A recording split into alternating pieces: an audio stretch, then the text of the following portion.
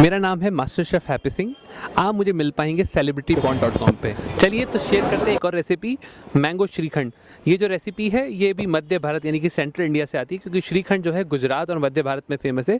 श्रीखंड बनाने के लिए आपको चाहिए लगभग 1 किलो हंकड़, यानी कि आप 1 किलो दही ले लीजिए, उसको टांग लीजिए तो आपके पास लगभग 400 ग्राम हंकड़ बचेगा। 400 ग्राम हंकड़ के अंदर आप डालिए 150 ग्राम चीनी का पाउडर, उसको अच्छी तरह मिक्स कीजिए।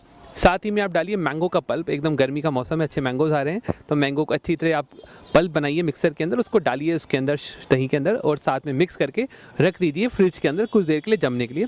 जब आप जम जाएगा तो आप उसको निकालिए और उसमें डालें थोड़े से मैंगो के छोटे छोटे डाइस किए पीसेस और सर्व कीजिए एकदम ठंडा ठंडा श्रीखंड, यानी कि मैंगो श्रीखंड अपने घर वालों को और दोस्तों को। शोज़ का नाम master chef India, highway on plate, food on street India, रसोई से रसोई नहीं रमझट, बिंदास डस्टर जर्नी और हैप्पीज किचन। ये थे मेरे कुछ शोज़। साथ ही में हमारे